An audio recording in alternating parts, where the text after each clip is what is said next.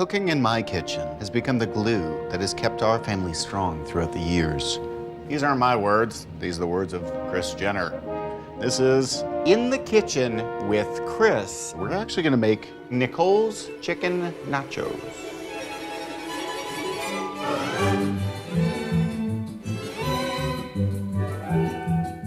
Her chicken nachos were fabulous. They had a cult following. Back in the day, nobody in our circle would even think about throwing a party without serving Nicole's chicken nachos. So we're gonna make some nachos. We've got sour cream, simple store-bought salsa, cooked chicken breast, pickled jalapenos. So we've got mozzarella and cheddar. She calls her sliced olives. So I'm actually gonna take what's called a knife, which is this utensil right here, and cut these later on. Now, amazingly, these are fresh tomatoes she's called for. Just in sort of a classic half-inch dice.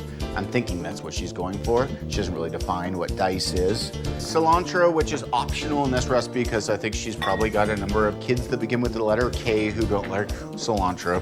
I'm gonna use the stems of the cilantro as well because I think they're really full of flavor. Garnish usually comes afterwards, but I didn't edit this book. That's gonna go in there with the tomatoes. And now we're gonna slice our scallions. Probably the maid or the help would be doing this. If you're ever gonna memorialize somebody who was brutally murdered, I think it's through their nachos.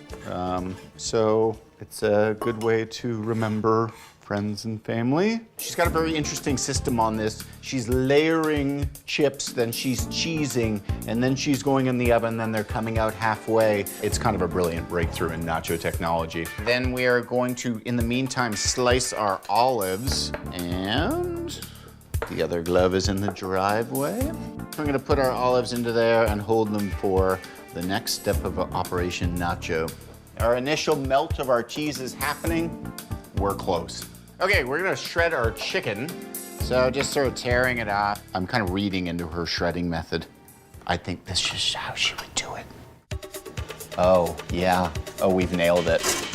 This is probably the most complex part of this recipe, was this initial melt of the cheese.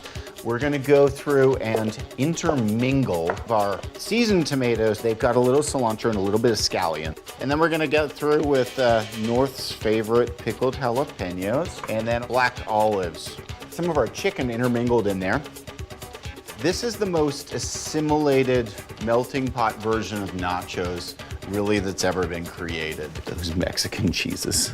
I just dropped a little bit on the floor for my homies. So into the oven we go. And then we're gonna be serving it very simply with our sour cream and our salsa. So let's wait. Well, time's up. Let's go check on Nicole's chicken nachos. Put them in the oven. They look, Alex Stupak will be really happy.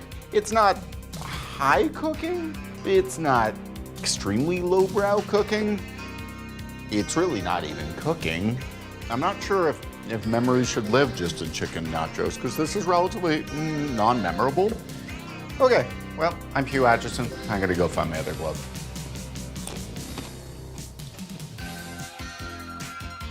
I'm gonna make sure I get all attributes on it in my tasting, just like I would on some dorky television show. Oh, no, I lost my olive. Hold on, I have culinary tweezers right here. Okay, and then a little bit of salsa.